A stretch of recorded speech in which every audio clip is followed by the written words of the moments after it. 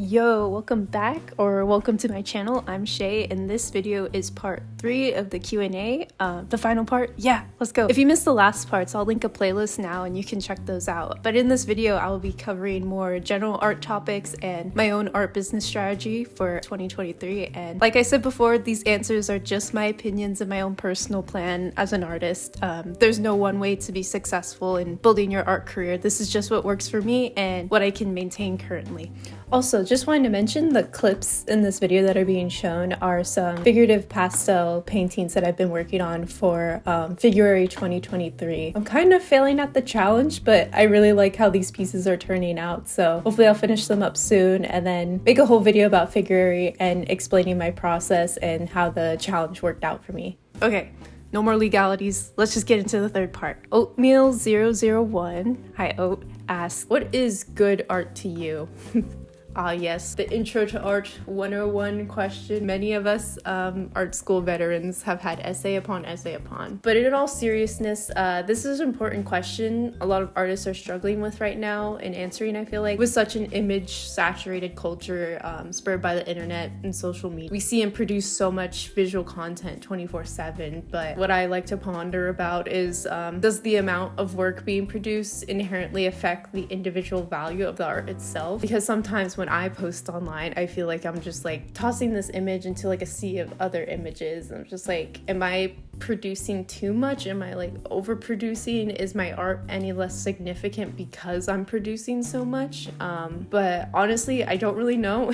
It's kind of annoying to like hear answers like that, but I think quote unquote good art is something you enjoy, something you relate to, something you just like the look of, something that spurs an emotion of some sort, good or bad. And this isn't just speaking to visual art. This could be music, dance, film, anything else, or writing. Good art to me tells a story, asks questions, answers questions, interprets the world in a new light, interprets the world as it is, as it should be, as it shouldn't be, depending on who's experiencing it or creating that art. It's such a broad, subjective thing that it's hard to make boundaries and categorize what is good and what is bad depending on context. Yeah, subjectivity is like a huge part of art. So yeah, I don't know if that made any sense, but Oat, you never failed to make me ponder about the art world with your studies. So thank you so much for your question. You have the heat in your face. So that'll be like safe plus, because that'll be my favorite part. What's your favorite part? Your face. Oh. The black lung is starting. No, the chocolate. Bro. Okay. You can take a break. Sunfall and Beetle ask another question. What do you hope to do with your art career-wise if you're planning on making it a career at all? I do plan on making it a career. My main goal is to be able to sustain myself full-time from the art-related content I produce on YouTube, Instagram, sponsorships, sales for my own work, and even possibly creating a Patreon for exclusive content related to my art skills and build more of like a tight-knit community. But in my current business plan, like right now, the first quarter of the year, so that's like January to March, I've been really focusing on audience growth through short form content like Instagram Reels and YouTube Shorts. And I've already reached my goal halfway through the quarter, so that's pretty cool.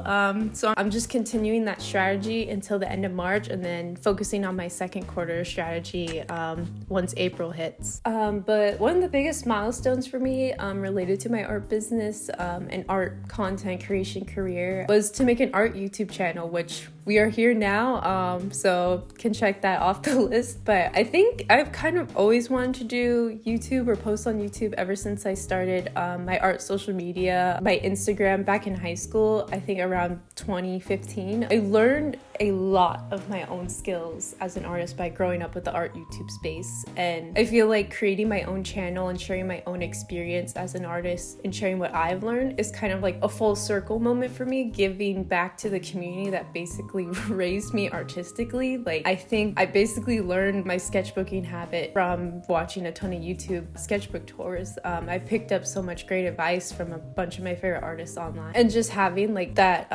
artist space when I wasn't necessarily in artistic spaces growing up was just super valuable. And I think YouTube was just, it left such, or the art YouTube space left such a big impact on me that I always feel like I eventually want to be part of that community and want to provide and give back to, or I want to provide like services to my audience, like my favorite creators like did that for me. It's like kind of like giving back in the community, like I said, but I think I pushed it off for such a long time because I was always held back by the fear of showing more of my personality and the inability to express my ideas and thoughts coherently through speech, and ultimately just not thinking my art was good enough or deserving of a following. I still struggle with that.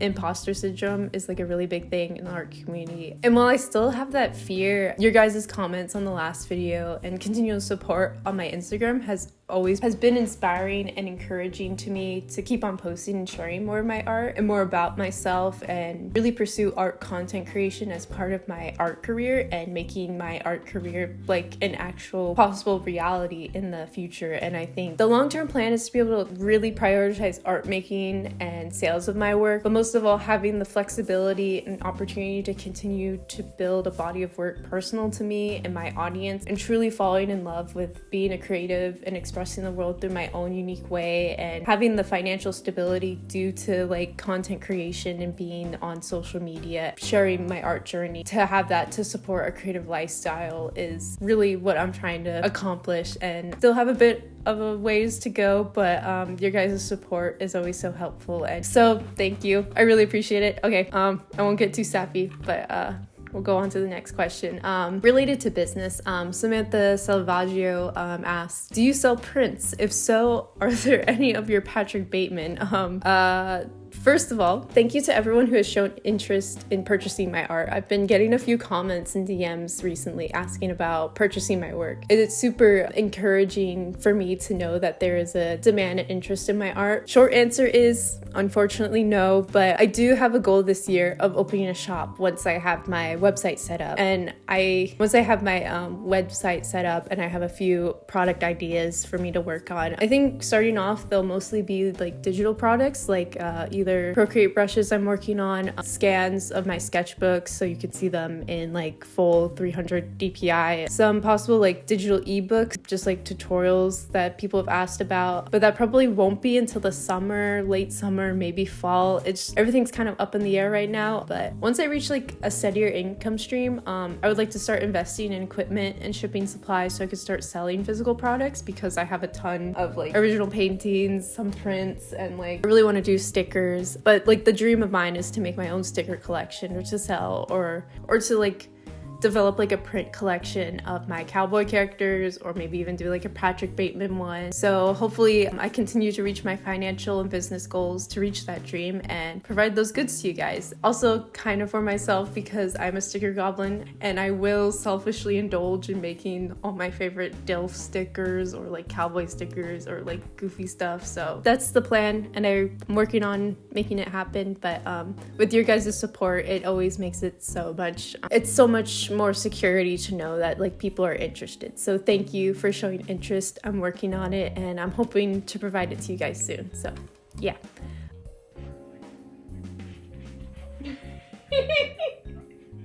I do have a really nice dark brown, but this is how much I have of it. Yeah, because it's my favorite to use. I was gonna use this as like a color study for the painting, but it just became its own thing, which is cool, but it's just like, okay.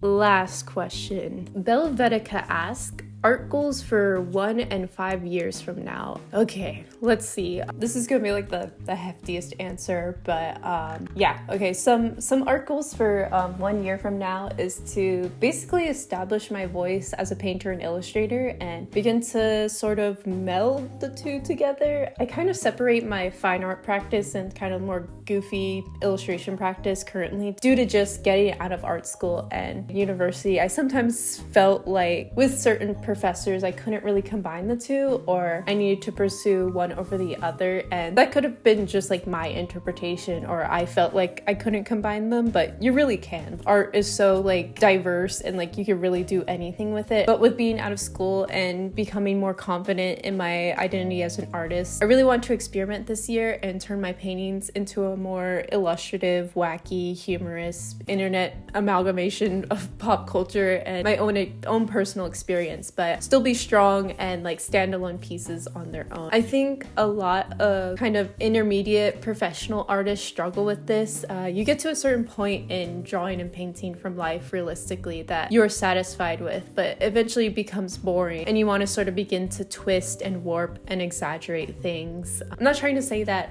realistic paintings are boring, not at all. There are amazing artists who are able to paint realistically and still make the pieces super interesting compositionally, through color, or just the content of what they choose to paint. Like Nick Alm art on Instagram, like they have like crazy figurative and environmental paintings that are just glowing and like rich with like questions about what's going on. But for me personally, I really find the thought of blending my illustration hand with my painting fine art hand and developing a different language to interpret the figure or environments, also kind of known as like developing a style, is fulfilling and exciting to me aesthetically and formally. I have an art friend that I graduated with from the same program. We were both in the same BFA program. Their name is Alyssa Birch, and they have the same goal, and I think their paintings are already extremely effective with bridging those fields together. They have both their fine art and their fan art pieces, but the way they interpret the figure and insert their own personal narrative and fit in pop culture references and internet culture is something that really inspires me and something I really want to strive for in my own work this year. More artists that I kind of look at for this combination style would be Phil Hill again, like Kayla Mahaffey, Ryan Otero Price, and there's just like so many others. I won't go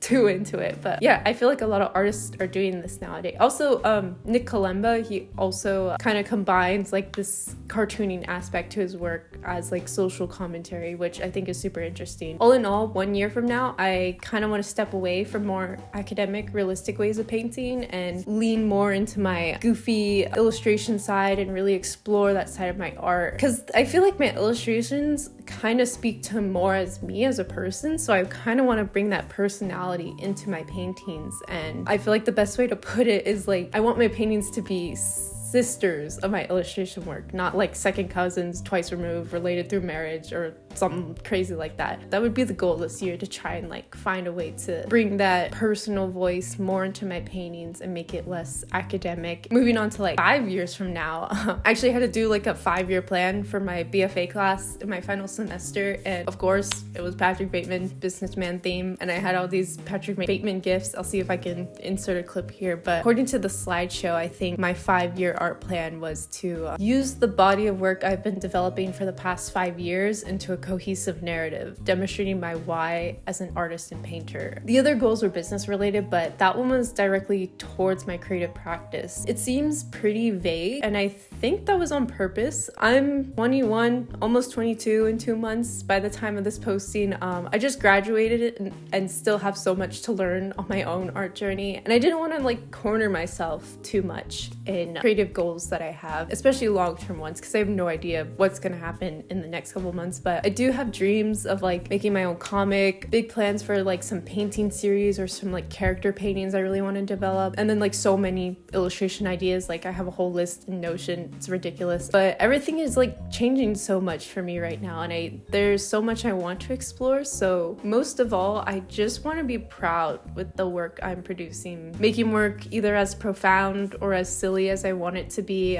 but just accurately expressing the stories and perspectives I want to share, and really expressing more of myself in my work and not being so scared to like show more of myself or really put work out there that means a lot to me. I think that would be the dream, to just be proud of, just be like proud of what I'm creating, and really like hone in on my artistic voice. But I don't know, you never know, I might like turn into like a sculpture artist. I don't think so, because I don't really like 3D, but I am interested in more like printmaking methods like lino cut. I did a bit of that in last semester, but yeah, we'll see. Hopefully maybe 5 years from now I'll do like a reaction video to this video and be like, oh, that did not happen. But we'll see. But I'm excited to share more of my journey to that goal and with you guys as I continue to post online and grow as an artist. Thank you so much for the support again as I start this channel and continue to share on Instagram all my silly doodles and sketches. My dream of becoming a full-time artist is not so out of reach now due to your guys' love and support. And I also hope you found at least a crumb of helpful information in my insane ramblings in this video. I feel like I really went off the wall with this one, but thank you for all of your questions, and I'll see you in next week's video. Have a good weekend, take care of yourself, and go make some cool art. Bye.